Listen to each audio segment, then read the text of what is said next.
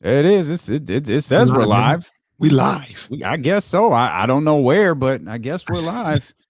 I guess we'll figure this all out. Exactly 0 viewers as we speak, but that's all love, As, man. as good old JR would say, business is about to pick up. Yes, indeed. I don't even know if I linked all this stuff correctly, but according to my little setup here with StreamYard, we've gone to Facebook, we've gone to YouTube, we've gone to Twitch. I gotta let the people know we out here. I gotta let them know. Yeah, man. Get it out there to your people. You were just doing you just did the IG live the other day. Oh, okay. I'm looking. Hey, look at that. Is that us? That is us. We're on Facebook. Oh, Hey, snap. Hold on, let me we see here. myself. We here. Okay. It don't matter that nobody's watching yet. They didn't know. We here, baby. We here. All right, man. That's good stuff. So we got about 4 minutes till showtime for anybody who sees this, later, because nobody's seeing it now. But we're about 4 minutes away from courtside with D'Lo and KC. Got Jason Jones coming up. You'll hear Luke Walton. Okay, we out here with the graphics, courtside. Of course, KC had to go back and watch himself. I'm kind of curious too, though. Now I want to go to Twitch and see, like, hey, did we up here? We on here? So Twitch is pretty dope. I got to be honest with you. I had never been on Twitch before. We had gotten the show, or excuse me, the station going, and not that I don't know why I hadn't. I don't know. I just hadn't. And I went on there and I was like watching, the sister station. I don't know why everybody else is always a sister station, and like we're the sister station in 95.7. They're the sister station. Nobody's a brother station. Huh? Yeah. Nobody. We the brother station. We the brother station. That's what they call us, the brother station. Yeah, we can get in trouble for that, but that's probably accurate. It's probably accurate. Yeah, but we Bad News Brown, Nation of Domination. But yeah, but Twitch is pretty cool. Twitch is really cool. Like when we get this going and we get the station really popping off on Twitch, that's gonna be pretty cool. Because I went to a couple other stations and how they have things set up on Twitch, and that's pretty dope. I'm excited about that. Yeah, I never got into Twitch either. I downloaded Twitch for Deuce and Mo. Like that was it.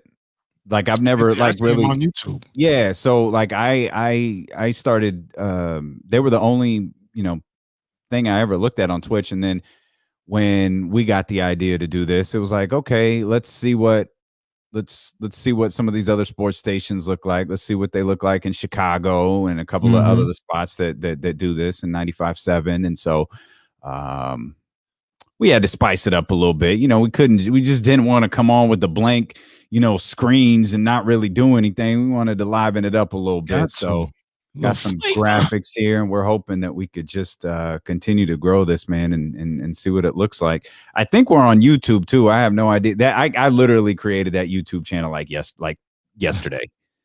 So for the 3 subscribers on YouTube that are probably the same 3 subscribers on Twitch, man, we appreciate you guys to no end. We're gonna the daily show isn't ready for Twitch and for YouTube and all that, because there's a little bit too much that goes into the live show with callers and with other guests and all of that stuff. So we're not quite ready for that, but we're going on the air here in 30 seconds. We out here, brother. We out here. YouTube. Hey, we out here, baby. Courtside is live. Courtside is live. We world famous, baby.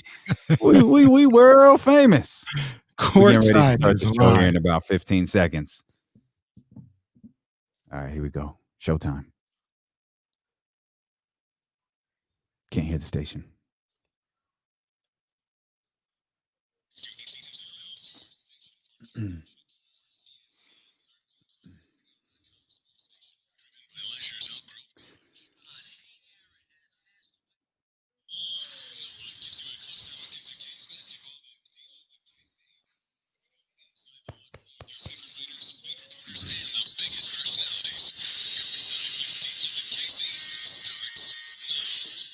Indeed it does, and we are thrilled that you are here with us. Game 16 of the NBA season. Your Sacramento Kings take on the New York Knicks live at the Golden One Center. I'm Damian Barling. He is Kenny Caraway. Yes, sir. And we are thrilled that you are here with us. You'll hear our conversation with Jason Jones coming up in about 15 minutes. You'll hear what Luke Walton had to say in his pregame press conference as well. We'll give you the Kings Ransom, brought to you by BetQL. And, of course, the highlight of every single edition of Courtside, Kenny's keys to a Kings victory. We started something a little bit fun tonight. We're live on Twitch, YouTube, and Facebook for the first time. Okay, we out here.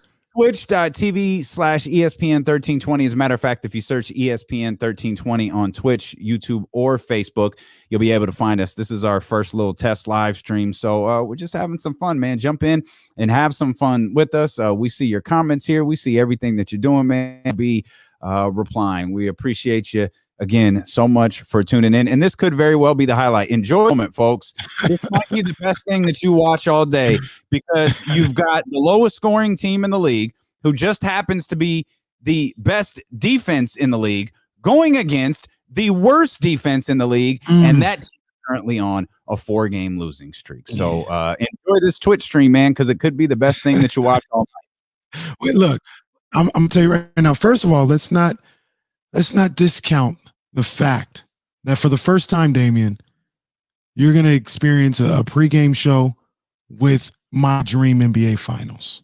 Okay, I get a little nostalgic here when the Knicks and the Kings get up against each other, because one day they'll be in the NBA finals. And look, D'Lo and KC, ESPN 1320, we going to both sites. We going back and forth. And I'm just going to be in the Garden. I'm going to be in the Golden One Center. I'm going to be in the Garden. I'm going to be in the Golden One Center. One of these days. We're going to be the longest running radio show in California history by the time that finals takes place. Though, hey, I tell my Knicks jokes. I know. I tell my Knicks jokes. Hey, man, they're 8-8. That's not stellar, but they're buying into what their new coach Tom Thibodeau is doing. They are. They really are.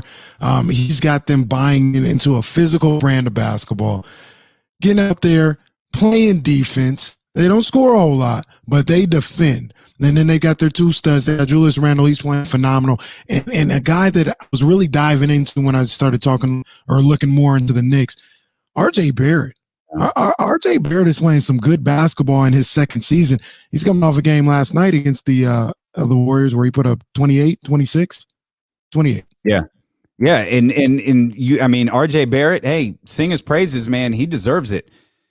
But Julius Randle's balling, man. Absolutely. And Julius Randle is leading the New York Knicks in points, rebounds, and assists. And he was a player I really, really liked when he was a free agent. And not to bring up old stuff, but my dream scenario, that ill-fated draft, was the draft Luka Doncic and attempt to sign Julius Randle in free agency. And a lot of people were hot and cold on Julius Randle. I think he's done a hell of a job in New York. I mean, I don't think he has done absolutely a hell of a job in New York right now.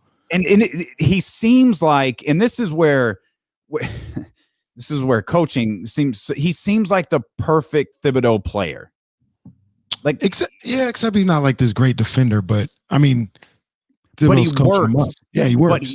But he works, and I think that's one of the the hallmarks of Tom Thibodeau. And, I mean, we're 15 games into the season, game 16 tonight.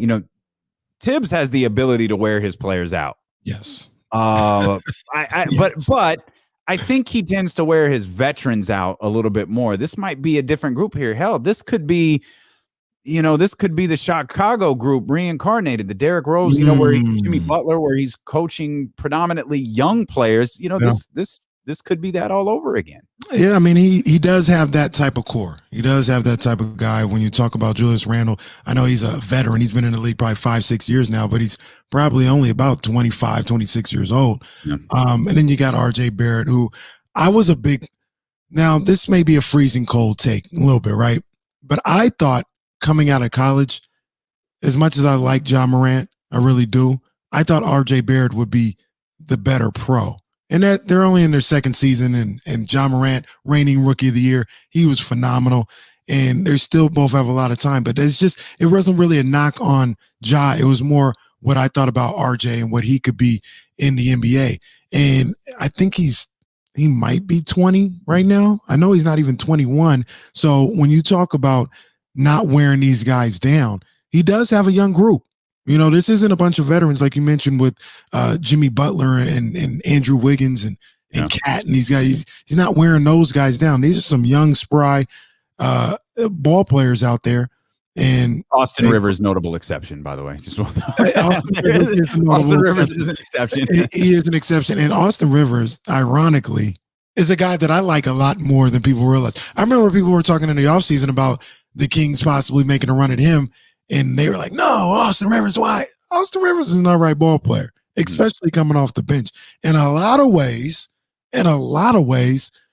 I would like, say, a Buddy Hield to embrace his role as a six-man scorer off the bench the way Austin Rivers has in his career. So you got him, Obi Toppin, who's back from injury, Kevin Knox, he's young as well. They still got Frank Ntilikina. I call him Frank. Yeah. But they still got they do have some young pieces on this team. Didn't even mention Alfred Payton yet. I mean, there's some things that work here for them. Absolutely. So I look at this Knicks team and I like what they put together. I still think to be a top flight team the way they want to be one day, they probably need, even if RJ is everything I think he can be and Julius continues to play, they probably need another guy to go with that. But I mean, right now they're 8-8, like you mentioned, playing good basketball, and they're playing a tough physical brand of basketball, which is what I would want to see here in Sacramento, Damian. And that's why they're only giving up 102.8 points per game. For some context, they're number one in the league. The Lakers are second. The Lakers are giving up 105.2 points per game. So there's a steady gap between what the Lakers and the Knicks are doing. Now, there's a steady gap between the team's two records as well. But I think the Knicks being 8-8 through the season, I mean, I'd applaud that, because it's an organization that I'm critical of. I like Tom Thibodeau. I was surprised by the hire. But he's gotten the most out of this group. Now, with the good Tibbs comes the bad Tibbs stuff, and he's never really liked offense, and that hasn't changed. Like offense, he does not like. How at the start of the year you were talking about defense with the Sacramento Kings. I know, if you can remember this, long time ago, they were talking about defense on the Sacramento Kings, and De'Aaron would talk about in post-game press conferences or in post-practice conferences that, we're still opening practices with defense. That's what we're doing. We're opening the practice with defense. That was a big thing last year. We're opening practices with defense. I feel like Tibbs might open the practice running like an offensive set, and then they spend the next 60 minutes or the next 58 minutes or however long. Now that we've gotten that out the way. Yeah, like let's work on our defensive movement. Let's study these plays that the Sacramento Kings run. Let's study these plays that all these other teams run. And I feel like Tibbs is the exact opposite of probably most of the teams in the league. We're going to focus on defense. But you know what, Damian? It works. It does. It works. For all the wearing down of the players, and maybe he does have a shelf life in all these places that he goes, but he wins games and they execute. They absolutely execute. And I got to be honest with you, this isn't maybe it can be looked at as a knock on Luke Walton or whatever. I would love for the Kings to play the brand of basketball that the Knicks do. I really would. Physical, hard-nosed defensive team. You're not always going to win every game, but you're going to be in a lot of games if you bring that type of intensity and that type of physicality to the game. I would love for them to just take a piece of that. They don't have to be exactly the Knicks, but take a piece of that. Well, you've been frustrated about that for weeks. You've been frustrated about the lack of physicality, the lack of aggression, the lack of seemingly, heart, right? You've called them soft the bulk of the week. Like, no one is looking at the New York Knicks and going, they're soft. No one is looking at the New York Knicks going, well, this team doesn't have heart. Like, this team is out there playing, and this is where it gets really frustrating when you hear Luke Walton, and this isn't meant to criticize Luke Walton. It's just meant to share a frustration of him constantly talking about where we're learning. We've got to learn. We've got to get better. Like Luke Walton, this is his second year as the head coach with, for the most part, the same roster. I understand it's different because Marvin Bagley is playing. Like, I understand all of that stuff. You know, Rashawn Holmes being healthy, De'Aaron Fox, you know, being healthy and having a full complement of players. Tibbs has been the Knicks coach for a couple minutes. Yeah. And they look at what they're buying in to what he's doing. 16 games played. Yeah. They're buying into what he's doing. Luke has an advantage over the time with his roster that Tom Thibodeau does. You don't hear Tom. I'm sure Tom Thibodeau is talking about learning. I'm sure he's talking about getting better. I'm sure he's talking about all of those things. But no one can watch the New York Knicks. Anybody who's watching the Knicks for the first time when they take on the Sacramento Kings tonight, no one is going to watch them and say, "Oh, that's not a Tom Thibodeau team." Like, when it's 20-19 at the end of the first quarter, you're going to go, "Oh yeah, this Tibbs ball right here." That's what he does. That's what he does. Yeah. Yeah. And it's 16 games. Yeah. Yeah. No, you're 100% right, Damian. And like I said, it's just, it's a level of physicality, like I continue to mention, that they don't have to be the worst offensive team in the league the way, you know, statistically, the way the Knicks are or anything like that. But I would love to see them take a little bit of that physicality on the defensive end that Thibodeau and the Knicks team has, and incorporate that into their games. Because to be honest with you, Damian, I don't know if it's a pace thing or not or anything like that, but I feel like if the Kings put a concerted effort in on the defensive end and executing and being strong and being solid, the way they score, the way they're able to score, I don't think they're far away from, you know, getting back on a good foot. I'm not going to say turning the whole season around, but I don't think they're that far away if they can get into a groove on the defensive end and bring some physicality to the game. I think it's, you know, when you have a team that like runs up and down the floor and shots are falling and this happens with the Kings a lot. Like we've seen it with Chicago, we've seen it with Indiana. You run up and down the floor and just everybody's shooting. Everybody's you kind of fall into the way that your opponent is playing. You try to outshoot each other. Yeah. Do you think it's possible that it could be true, like the opposite, like where a team is defending really hard? Let's pick up the trend of that. Like, because I don't think the Knicks are going to shoot the ball with, you know, less than, I think the Knicks are going to be using 21 to 23 seconds of the shot clock every possession. Oh, they're going to run that play. Well, that's what I mean. They're going to run it through. And does slowing it down become contagious? Does picking up the defensive effort become contagious? Or will the Sacramento Kings stick to what I assume is their game plan and maybe rightfully so in this case, run the ball. This is a team that played the Golden State Warriors last night. This is a team that, you know, they put up 116 points, which is 15 over their average. You know, they don't score a lot of points. Best defense in the league, worst offense in the league. Yeah. But, you know, they've found a way to be 8-8 so far. Yeah, to answer your question, Damon, I think it can be contagious, especially the grinded out process of a game. Like the Knicks are playing against teams that are also scoring a lot of points, you know, whether in the top half or in the middle of the league in scoring. But when they play the Knicks, that comes down. And I think the Knicks defense has something to do with it, and them controlling the pace of the game has something to do with it as well. So in a sense, yeah, it can be contagious, but the Kings, and you'll hear about this a little later, right? Just a little later. Oh, yeah. They can't get caught to what they get the Knicks out of what they want to do as far as grinding it to a halt when you talk about this game. Okay. That's Kenny's keys to a Kings victory. If this is your first time tuning into Courtside, man, it's the best part of in Kenny. There are plenty of times where Kenny's hit the nail on the head with all three keys. They've all been executed and the Kings have won. There are times where they've executed Kenny's keys to a Kings victory flawlessly and lost by 20. So stuff happens, man. It's the wildest thing, but we're thrilled that you're here with us. We talked to Jason Jones. By the way, if you're not familiar, if this is your first time tuning in, Kenny and I host D'Lo and KC Monday through Friday, 12 to 2 here on ESPN 1320. And we talked to Jason Jones earlier today. Jason Jones, of course, of The Athletic, of the J Street Vibes podcast, and a connoisseur, if you will, of Bernie Sanders memes. Jason, I got Jason, more coming.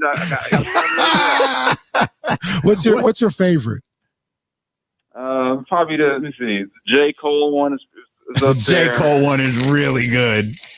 That one, to me, that might be the best one. The J. Cole one. The Monica one is pretty strong. The new Monica joint, that one's strong. I like The Wire.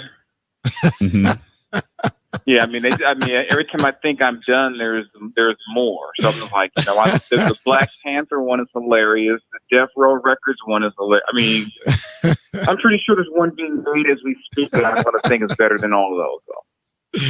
Yeah, man, that's some funny stuff. Do you have what are your memories of, or do you have memories of? I know you do. I don't know why I phrased it that way. Of 81, 15 years ago. Man, I just remember coming home. I think I was home from church, actually. Got home late and turning the game on and just like looking at the thing. I'm like, oh man, they're going to lose to Toronto. Because people forget the Lakers were losing that game. Yeah.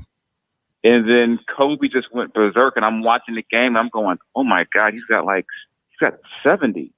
And I'm like, there's still time in the game. They're going to keep him in. And then it was like, it was just like, I couldn't believe what I was watching. I'm like, he must be tired to put up 81. And then I'm saying at some point, is Toronto going to try to hurt him? Or are they going to try to just take him out? Or are they tired of getting embarrassed? But it's one of the most amazing feats I've ever seen in sports.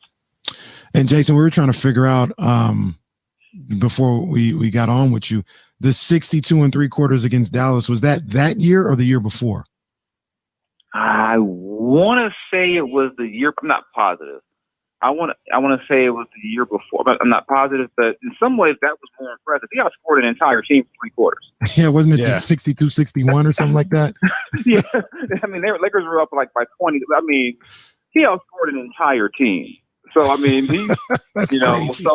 That's crazy. Think about that. Through three quarters, you have more points than an entire team. So I mean, yeah, there's a list of just he had that stretch with 12 games with at least 40. Yeah, so I mean, there is just some feats. I don't know. You think there's guys who could do it again, but I don't know if anyone's crazy enough to try to do it. I guarantee you, whoever could do it, they could do it against the Sacramento Kings defense. Oh, that's for sure. As we transition here to the Kings and the Knicks tonight, this is an interesting matchup, Jason. I mean, you have a Knicks team that's giving up 102.8 points per game. That's a league best. You have the Kings; they're giving up 123 points per game. That's a league worst.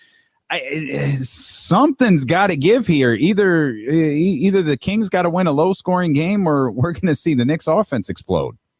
Oh, well, nothing has to give. The Knicks could hold them to 102 and score 125. I mean, oh, jeez. Jason, not to interrupt you, but I talked about this earlier. The Kings, I know the Kings aren't this great defensive team, and there's jokes all over the place, and the Knicks are still an NBA team. But if they give up anywhere between 115 and 120 to the Knicks, I mean, break the glass in case of emergency. Something's got to happen if that happens tonight. And the Knicks had 40 and a quarter last night. So, I mean, they're just getting warm, but they're probably thinking, okay, the Warriors slowed us down a little, but those guys aren't going to slow us down. So, I mean, and Julius Randle always has a good game against the Kings. So this could be one of those 40. I mean, if Julius Randle got 40 and 20, would anyone be shocked tonight? No. Julius Randle's playing really well this year. Yeah, he is. Yeah. So I mean, even when he wasn't playing at this level, he looked like that against the Kings. Guys who just play with that endless motor and who were physical give the Kings problems. So, I don't know. Maybe somebody will put their body in front of him. I don't know what they do, but yeah, I really have no more words about their defense. I don't know what else can be said.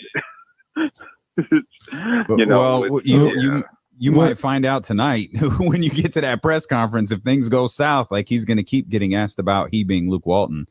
He's going to keep getting about that defense in poor third quarters. Yeah, I mean, it's weird because it's almost like everyone in the world knows what's happening in the third quarter except them. Like, I'm watching the Clipper game. I say, here comes a turnover right now. Watch. Turnover. I say, he's going to jump and pass. Watch. I mean, the Clippers weren't even playing deep. They're just standing there and they're throwing the ball. Yeah. Wow. And I mean, at some point, for me, it's at the point where I can't even blame the coaches for this. Exactly. I can't blame. I mean, some of the stuff is like, it's so bad. It's like, they weren't coached to do that. Right. And it's like, at some point, it's about the players and their DNA. And now we're going on, for some of these guys, the quote-unquote Lades Young core, you're looking at 3 or 4 years together of this. Mm-hmm. Outside of, about 50-game stretch with Dave Yeager, to start the season before they reverted back to form, a 20-game stretch with Luke Walton last season. This is who they've always been. Mm. So I think at some point you have to just look at the roster and say, you know what, maybe this group shouldn't be together anymore. I mean, I get it, the coach is going to get heat for it, but say you do move on from Luke. Some of these guys will be on coach 3. And if they're playing the same way for coach 3, at some point you got to look at the players and say, you know what, maybe you just don't fit here. And we got to move on and break this thing up. Jason, you're spot on. I talked about this yesterday, and Damien agreed as well, is you could tell from the way Luke was talking in that press conference, the frustration that came off of his responses. I have the theory, I'll put this one on me, that I think for sure in that locker room at the half, Luke said, this is what the Clippers are going to do. They're going to come out like this. You have to be prepared. And for them to be as soft and as careless as they were with the basketball and their effort to be as low as it was, I agree with you. Not that Luke is this perfect coach, but that goes beyond coaching. I mean, that is some look in the mirror type stuff. Is that the same way you kind of read Luke's frustration after the game? Yeah, that's why I say it goes to the DNA of who they are. It's just at some point, I mean, like I said, everyone knew what the Clippers were going to do. You just played them 3 days ago. Mm-hmm. I mean, that's Kawhi Leonard over there. That's Paul George. That's Patrick Beverly. They're going to be aggressive. And the way, and Luke is, I know everyone makes fun of him for being so bland and not saying a whole lot during his pressers. It's because Luke really believes, you protect the team. You don't, no matter how bad it is, you don't say anything bad about your players or the team publicly. But for him to come out and be like, we called this, and this, and here's what happened. I was like, oh yeah, Luke, he's hot. I mean, yeah. and I don't know, it's just crazy because when they started 3-1, my attitude was when they lose a couple of games, will they stick to what worked or will they revert back to who they were? And they reverted back to who they are. And I don't know what you can do about that. I mean, yeah, they're nice guys. Yeah, they have talent, but sometimes you just got to say, you know what? We gave it a shot. It didn't work. It's time to, break this thing up and, start again. I know people don't want to hear that, but this is not a playoff team anyway. You're not costing yourself anything like that. This might be time to start all over. Mm-hmm. Is there any change that they could make like immediately, or is there any change that you think they'll make in the immediate future that'll change what's happening? I can't think of one. I mean, because right now you look at the minutes of those last few games. It's not like they're playing their main guys 28 minutes. I mean, you're playing your main guys heavy minutes. I mean, Nemanya's out the rotation. Kojo's minutes have been cut. I mean, you're basically playing, 7-8 guys.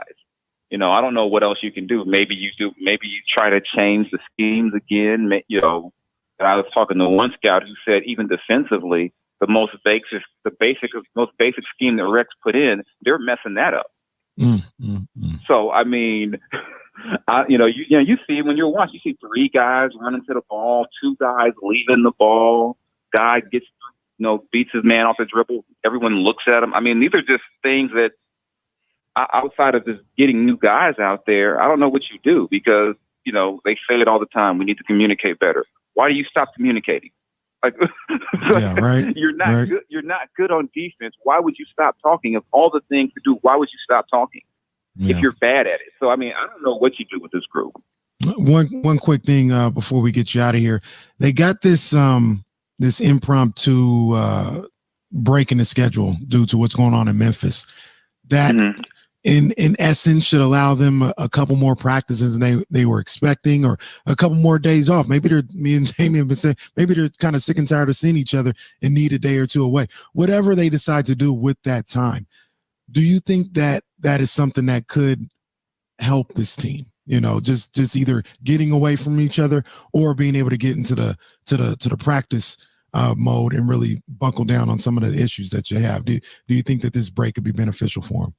Oh yeah, they need practice, but they don't need a few days off. Yeah, that's what I said. Get in the gym. They need to be in the gym, and I think it would be good for them because a couple of I would say both times they practiced it worked well. The one time they practiced it looked better. The next they practiced for the Clipper game, and look what they did. So I mean, they need all the work they can get right now. And like I said, I didn't have high expectations for them. I didn't think they'd be the worst defensive team I've ever seen. And right now, that's what they're going to end up being if they don't change it. Do you think Luke survives the season? I'm not sure, but part of me believes that because Monty McNair knew this team wasn't going to be good, you just kind of say, you know what, it's not going to change anything. Why not just wait till the off season if you're going to make a change and then be able to go through your full complement, of interviews and whatnot. I just think unless you've got a situation in that locker room where it's an implosion and you think that, it's all on Luke, you make a move. But I really don't think changing the coach changes anything about this team. I think unless you want to pick the next guy so he can pull his hair out coaching them. I just don't believe. I mean, it wouldn't shock me, but I don't believe changing the coach changes anything. Jason Jones, The Athletic, J Street Vibes podcast. There's some Bernie memes out there for you on your timeline, man. Go check them out. We appreciate you, brother. Thank you. I got y'all. Y'all take it easy. All right, big dog. Nobody enjoyed the Bernie chair meme more than our man Jason Jones there, but he's ready, man. He's ready to blow it up. He's ready today, man. Let's this ain't working. He did say something that really resonated with me though, in that it's like, okay, it's something wrong with Luke. All right, this is your third coach. Like we're about to go on to your third coach for some of you. So, it all depends. I guess it all rides on what did Monty McNair want out of this season. And I don't believe anybody thought, we're going to the finals or we're going to the playoffs or whatever. But I can't imagine Monty McNair was like, yeah, well, let's lose by 30 multiple times in the first 15 games of the season. Yeah, no.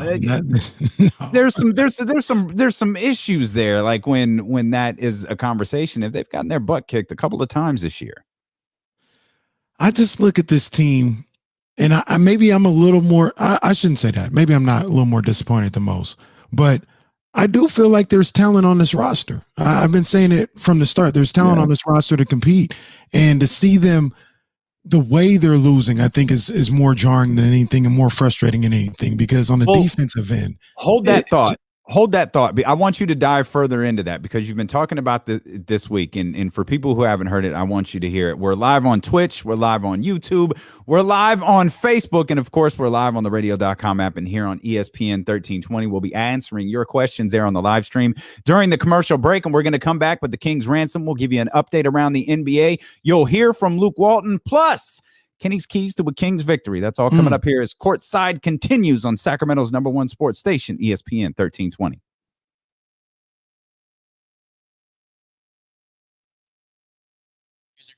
All right.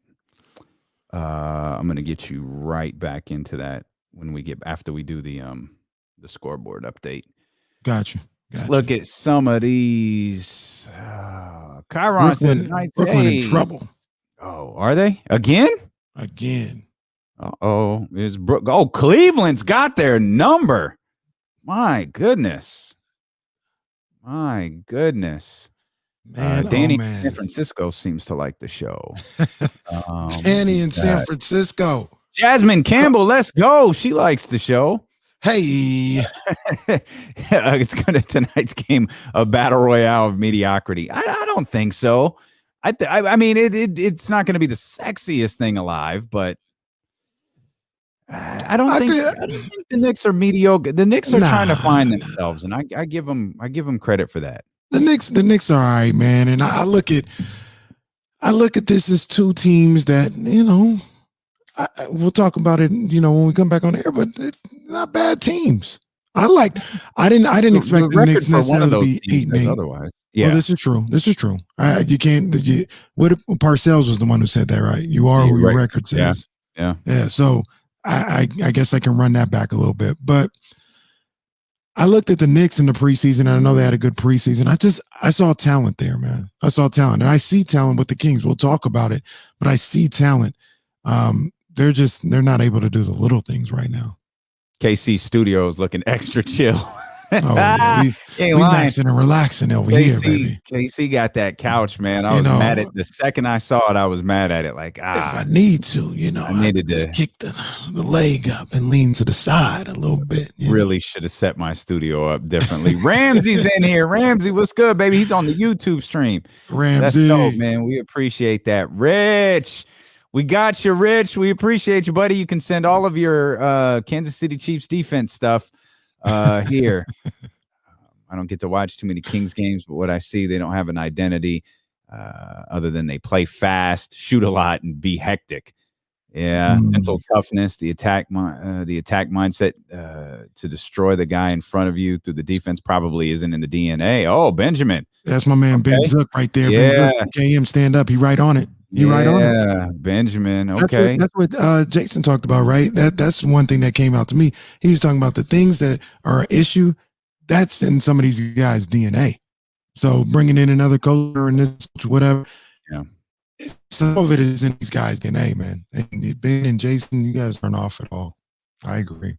I saw Rich ask if the Daily Show was going to be on a live stream. Not yet. The reason this show is easy for us is because we're not taking any callers, and we don't have any phone guests. What you heard from Jason was, from our earlier show, from 12 to 2. So there's still some things we need to set up in the studio that will get us get our Monday through Friday show on the live stream. Like right now, if we did a live stream of our Monday through Friday show, you wouldn't hear the callers.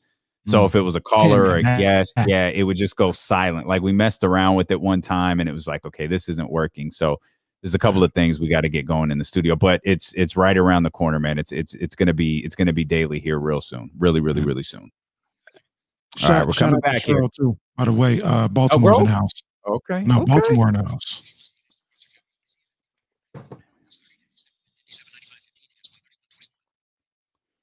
Hey.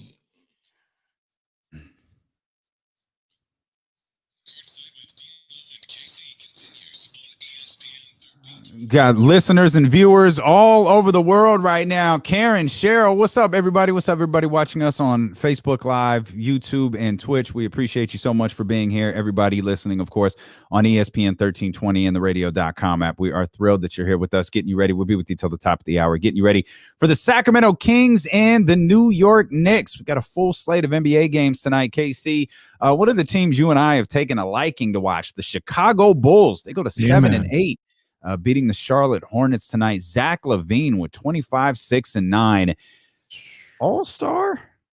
He's pushing towards that. He's definitely pushing towards that. I mean, what he's getting done out there in Chicago and consistently, I mean, you got to start thinking all-star. I'll tell you who is an all-star, and I think I can say this with conviction, despite their 6-9 record. Gordon Hayward's playing phenomenal. He is. A lot of people was getting on my man Mike about that contract, but Gordon Hayward is not the reason why they may be struggling. I don't know why it just didn't click in Boston with him. I don't know what it was. He rarely had moments like he had 34 tonight. Like he just didn't have moments like that in Boston, at least not very many. And you had to know, dude, he was always capable of it. Yeah, man. I mean, it just literally got off to, no pun intended, got off to a bad break, from the start. Yeah. And after that happened, that was the ascension of Tatum and Brown. And there was really no place for him at that part. He couldn't really get used to coming off the bench and doing things off the bench. And there was no place for him at that point. So getting a little change of scenery. This is the classic change of scenery, good for both teams. Type situation. Yeah, the Rockets beat the Pistons tonight, 103-102. Magic up on the Pacers right now, 117-114. The Magic looking to get back to 500. There's 45 seconds left in overtime of that one. Do the Cavaliers have the Brooklyn Nets number? They might. It's a 10-point game right now, but there's still 5 minutes and 50 seconds left in the fourth quarter of that one. And I can tell you, the Brooklyn Nets have made a little bit of run in this game. Kyrie Irving, 32 points. No KD tonight, by the way. KD's out tonight. He played 50 just the other night, the last time these two teams played. I talk about Wednesday. I talk about Fox and Bagley playing more minutes. 50. I don't know about that. My goodness. 76ers up on the Boston Celtics. Joel Embiid has made it his personal mission to terrorize Marcus Smart and the Boston Celtics after some of the remarks that Marcus Smart has made. The 76ers up 12 in that one. Joel Embiid 27-7-3. Jaylen Brown continues his phenomenal season with 30 points and 9 rebounds. Raptors up big on the Heat. Hawks up big on the Timberwolves. Third quarter, 4 minutes left. Trae Young, 37. Oof. Talk about players capable of putting up big numbers. Trae Young is that guy. Mavericks up 10 on the Spurs right now, 68-58. Luka Doncic with 21, 6, and 7. Cheryl, that's your Spurs. Come on now. Come on, what's up with them Spurs? 3 other games tonight, including the Nuggets at the Suns, the Thunder at the Clippers. Both of those games at the top of the hour, but they do not matter because we are all about the Knicks and the Kings. A couple of games postponed tonight as well. But it is can't wait till this is a finals matchup. I can't wait, boy. Oh, it's going to be so lit. Knicks, Kings in the finals. That goatee going to be this same color as your sweatshirt. It's going to be the same color as that crew neck you got on. Chill. By the time this happens. You were talking about, King's Ransom, by the way, brought to you by BetQL, if that is your sort of thing, and you like to have a little extra fun with the games tonight. BetQL has the Knicks favored by 3, and the lowest over-under, not surprising, the lowest over-under of the Kings season so far, 219. I'm going over. Points are going to be scored today. Okay, if points are scored, that means the game was played at the pace of the Sacramento Kings. That's why I'm going over. I think they can dictate pace. I feel like the Knicks scored 116 points last night. I feel like Tibbs was probably low-key angry. What are you doing? Like, what are you guys doing? What's wrong with you people? If these points didn't come off turnovers, I don't want them. But you were mentioning before the break, you were talking about the roster. You say you still believe in this roster. You still believe in the guys on the team. And I wanted you to dig a little bit deeper into that, because if you still believe in the players, if you still believe in the roster, what's the flaw right now that has them in the midst of a 4-game losing streak and has them sitting at a 5-10 record? 2 games worse, by the way, than they were last year at this time. The flaw with this team to me, and I know I've mentioned them being soft, even if that's not who they are or whatever, I think they lack attention to detail. And I do think that's something that you can improve. Just a little more awareness about what you're doing out there on the court, on both sides of the court.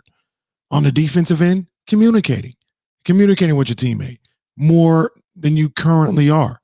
Like right now, maybe once every 3 times down the floor, there's a real emphasis on communicating. Shorten that up to once every 2 times. That's the way you get a little bit better. I'd love for it to be every time, but even if it's not that, say you can do that every other time down the floor. I mean, that's going to help your defense, right? Like if they're doing it once every 4 times right now, if you cut that in half and do it once every other time, that's going to help alone, right?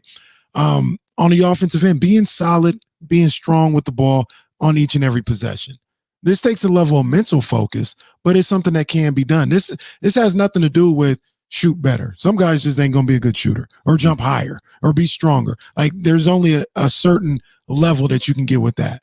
But the thing that's a flaw for them right now, their attention to detail and saying mentally engaged in the game, that's something that they can fix. And I see it. It has to happen. Like it can't get worse. I don't think it has to get somewhat better. You know, it can get worse. I mean, 123 points a game they're giving up right now. It can't get much worse than that. Okay.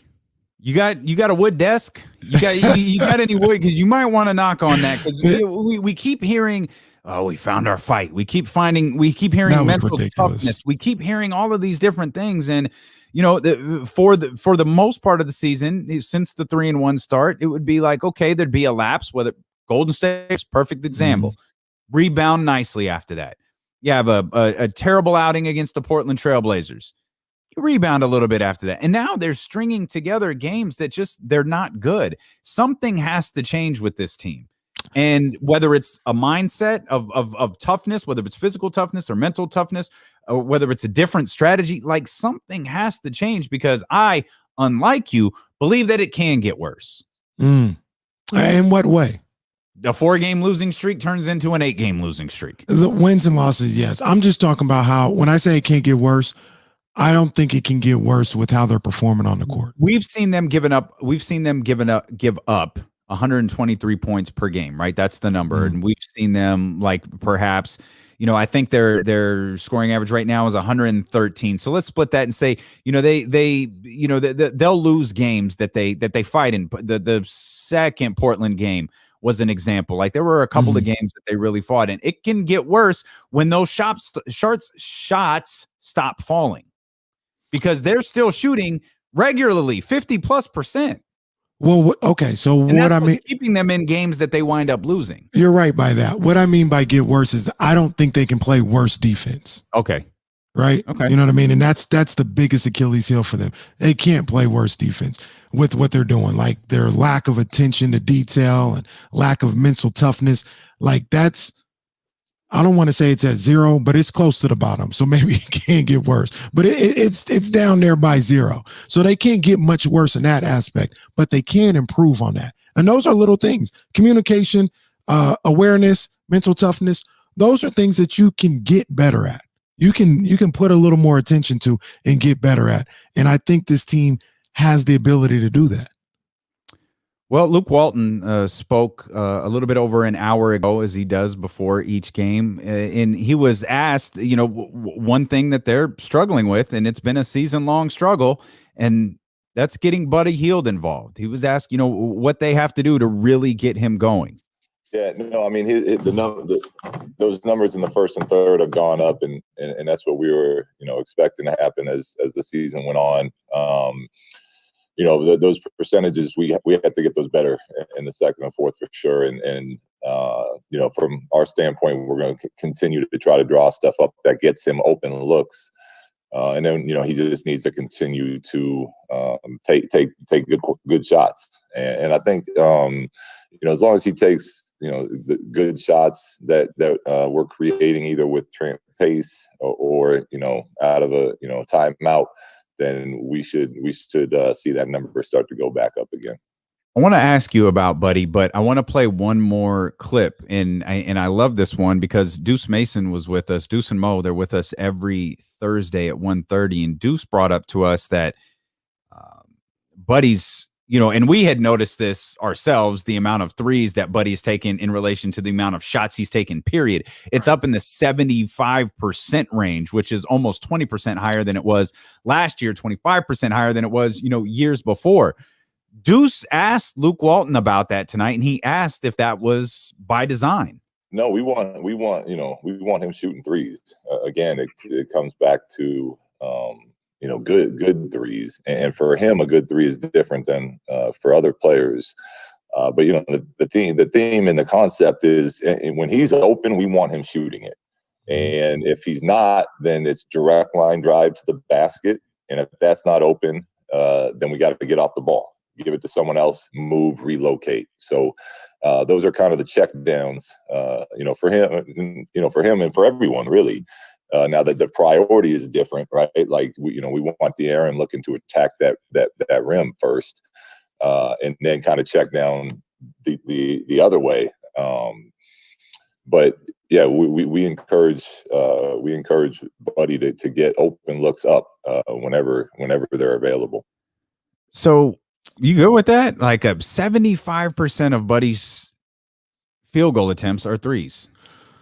I'm not good with that. I think it is not good for his offense overall. I think he's struggling to shoot right now, and he's trying to shoot out of it by continuing to shoot threes, as opposed to, you hear it all the time. You know all about it. If you're struggling, what do you want to do? See the ball go through the hoop, right? And whether it's a layup or a free throw, see it go through the hoop. And he can't get to the free throw line right now because he's just shooting threes. He's just chucking threes out there. There's nothing going to the basket. There's nothing attacking the basket strong.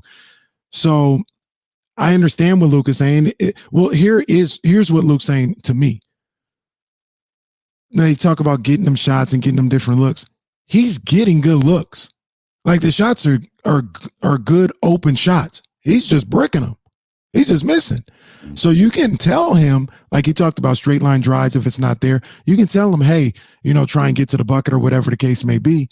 But number one, that's not his game. And then number two, the shots that he's getting are pretty good looks. He just can't get them to go down. So I would want him to take more shots towards the basket, getting at the rim. Higher percentage shots. Higher percentage. I see a lot of time he comes off the curls, and people are playing the 3-point shot. Take that curl all the way around, take it to the basket. People talking about you don't want him dribbling more than 5 times or nothing like that. That's 2 dribbles max. Mm-hmm. You curl hard, come off that screen, and you curl around that, get into the bucket. That's 2 dribbles to the cup. Take the contact, finish at the basket, get to the line, and one, whatever the case may be. Just to see it go through. But right now, I mentioned it to you off air the other day. Right now, Buddy he's turning into one of those guys where if you're the other team, you want him to make the first shot or first 2 shots. Yeah. Because then he's going to think, oh, I'm hot right now. And he's going to continue to take them threes. Mm-hmm. And it's just not falling right now. So to negate that. Who was like that? Bucket. DeMarcus was like that. If DeMarcus hit a 3 in the first quarter, oh man, he was taking 10 that night. You can best believe he was getting a handful of threes up in that game. Luke was also asked about actually what we were just talking about, changes. And are there any changes on the horizon for this team? Yeah, we're looking. We're looking at everything. Nothing's off the table, James. But tonight we're going to start the same way. We've been getting off to some pretty decent starts most nights, and we'll continue down that path for now. But yeah, we're picking apart everything and looking to see if there's where we can get better. Whether that's a lot of times that maybe changing the starting lineup isn't to make the starting lineup better, but it helps the second unit or it helps the team as a whole. So we're looking at everything. But for tonight, you'll see that same starting group, James. With the Kings not playing again until they play in Orlando on Wednesday, if they lose this game, I'd watch that starting lineup because you've got practice time, you've got time to implement some changes. You're on a 5-game losing streak, and a lot's going to be said about it. But I'd keep an eye on that should things not go the Kings' way tonight. What's one of my favorite phrases that I use on this show? If the Kings don't really have any lineup changes going into Wednesday's game, I would look at that as what, Damien? Do you know? You have a lot of favorite phrases. That would be. Look at it as trashed, washed, but I don't know which one you're referring to here.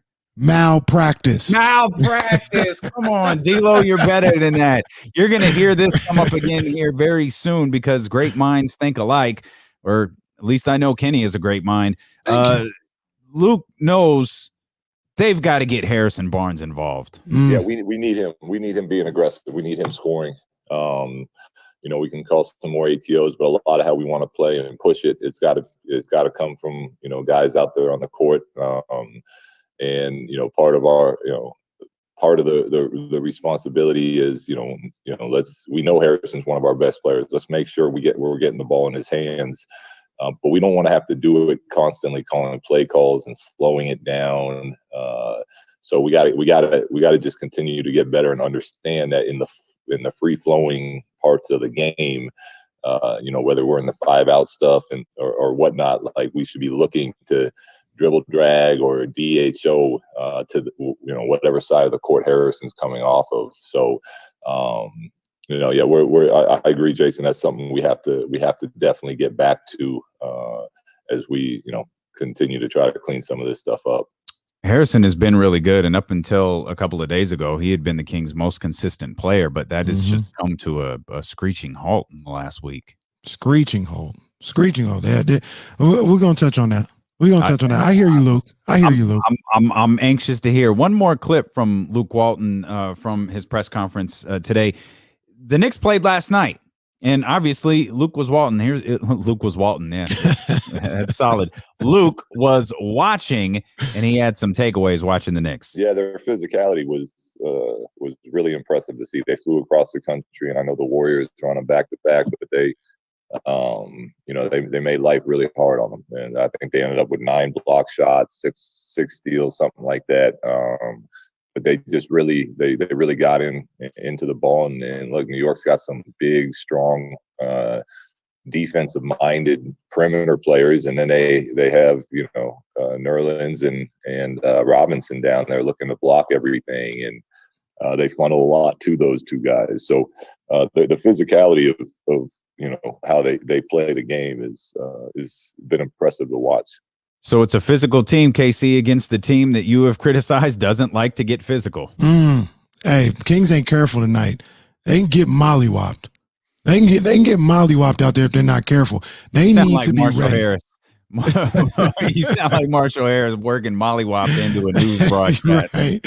Hey, they need to be ready to compete. And here's another thing I like to say: there needs to be collisions all throughout this game, and the Kings got to be the initiators a few times. I was going to bring that up. I posted a clip from an earlier conversation this week with Deuce and Mo, and you said if we learned of the days off leading into because of what happened in Memphis and Memphis going through their COVID protocols, that was the first 2 games of a 6-game road trip for the Sacramento Kings, and that's been cut off, so they don't play Sunday and Monday now, and they don't play again until they play in Orlando on Wednesday. And we were talking about practice, and you said if I was there'd be an altercation. Absolutely. There would be some getting in people's face, and Deuce co-signed it, and Morgan signed it, co-signed it, and this could be a game where, given how physical the New York Knicks play, you might get that altercation that you've been looking for. Absolutely. I would not be mad at some kind of chippy technical, somebody getting in somebody's face. Look, if I'm out there on the Kings, the way we've been playing, I got a chip on my shoulder. I'm coming in with an edge tonight, and that's what I want to see from these guys. I know what I want to see from you, and we welcome and we are appreciative of everybody watching on Twitch and Facebook and YouTube. And if you're on the live stream, stick around a few minutes. Once we wrap up on the radio, we'll try to address some of these comments before we dip off and watch Kings basketball together. But it's the best part of every single show. It's Kenny's keys to a Kings victory. Kenny Caraway, what do the Sacramento Kings have to do? I'm glad I'm not the only one who can see you dancing, by the way, for the first time. And let them know, Damian, I dance every time you drop the beat. Every day, every single day. What do the Kings have to do to beat the New York Knicks tonight and snap this 4-game losing streak? Hey, this one is simple. There's 3 things here that are real simple. It's meat and potatoes. There's not a whole lot of analytics going on here. This one's simple. The very first one, I need them to run the floor consistently. I need them to give them, here's a boxing term because I love my boxing, they need to give the Knicks body blows where they may be running up and down the floor with the Sacramento Kings in that first quarter, in that second quarter. But once again, the Knicks are on the second night of a back-to-back. I know that game last night wasn't close. It wasn't a grind-out game. But still, second night of a back-to-back. By the time that third quarter, fourth quarter hits, they should be sucking wind if the Kings can keep up that pace. So I want to see them win the fast break points battle. All right. Okay, get up and down the floor. Other thing that does as well, because it's not the tempo that the Knicks want to play, that means that you're getting stops. That means that you're on the defense, you're locking in, you're on that defensive end of the floor, getting stops, getting one shot and out, and getting up the floor and getting fast break points. So I want to see them do that. The second thing, it's time for the bench to flex again, man. I need the bench to flex. Earlier in the season, you had Tyrese playing well. You had Kojo playing well. We don't have him here tonight, but Hassan Whiteside was doing his thing. Glenn Robinson III was playing well and continues to play well. I need the bench once again on the second night of a back-to-back for these Knicks to really start flexing. I need them to be a big. Who's the key to that? I'm going to say it's Tyrese Halliburton. Okay. Because Tyrese, he hasn't been the little magic that we've known and loved for about a week or so. And I know what the last one is, but say it for everybody before we get out of here. Get Harrison going. Last 2 games, 7 points, 1 rebounds, 5 points, 5 rebounds. It's not going to get it done. Get Harrison at it. If you're on YouTube, Twitch, Facebook Live, make sure you like, subscribe, follow, whatever it says. If you're there, hang out a few minutes. If you're on radio.com or ESPN 1320, we appreciate you so much for being with us. Have a fantastic weekend. We'll be back Monday at noon here on Sacramento's #1 sports station, ESPN 1320. Let's go, Kings. Nice job, Jesse. My main man, Jesse. Oh, you jerk. All right, let's finish up with everybody on stream real quick. Oh, y'all bet the over. Okay. Kings always give up 60 to 70 in the first half of games. Yeah. Oh my gosh. They do that tonight. I'm gonna be hot. I'm gonna be hot.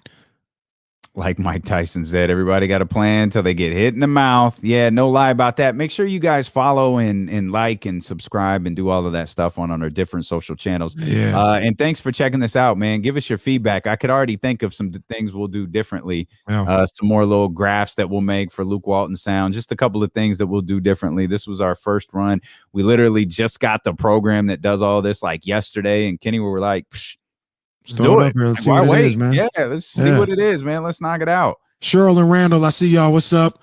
Auntie K, I saw you too. What's up? You know, Don, I saw Don earlier up in here, man. I hope we still here, man. What's up to all y'all, man? Appreciate you guys. Cool. Hey, there's Donnie Ramsey. What up, baby? Yeah. Oh, there go our guy Mark. Mark, what up, man? CKM all day. He from the K house, but it's CKM, man. Over here. You know, this is a McClatchy chat.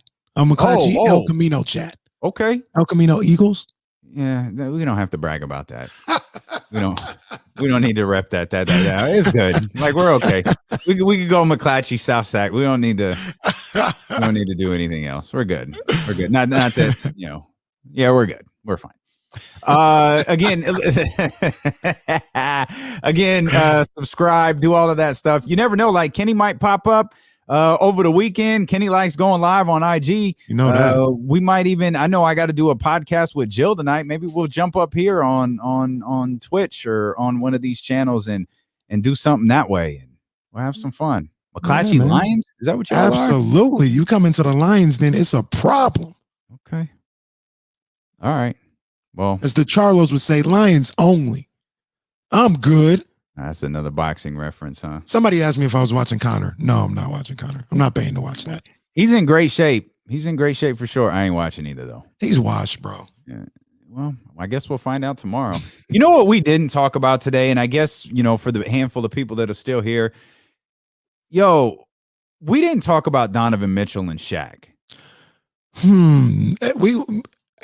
Write that down. I'll write it down. We got to bring that up on Monday. You want to do that on Monday? Yeah, because it's, I mean, I see both sides. I do. I see both sides. And I want to get into that. I thought it was weak, man. But that's all right. Weak by Shaq? Yeah. Like I got it. I got you. I understand. But Shaq, what he was trying to do was he was trying to keep the same energy. He ain't going to say one thing when you're not on the show. And then when you get on there, be like, oh yeah, Donovan, you're so great. And he was trying to keep the same energy. Probably went a little too far. Keeping it real went wrong. Keeping it real went wrong. Yeah. But I think that's what that was all about. Okay. But we do need to talk about it because people feel like they do that too often on that show. Yeah, Shaq doesn't come across as I just don't think it worked. If that was his strategy, I don't think it worked. Again, thank y'all so much for being on this stream and giving us feedback, man. We really need it. This was our first go around, so it'll live on love Facebook. For the K House. It'll live on YouTube. It'll live on Twitch and all that stuff. So go follow all of the different channels, and hopefully the Kings get it in. Hopefully the Kings get a W. We'll definitely be back with another live stream. We'll be back with another Courtside for sure next Wednesday. But again, hit the subscribe button on all those feeds, and we could be back here real shortly. Let's go. Let's do it. All right. Kings. Come on, man. We appreciate y'all.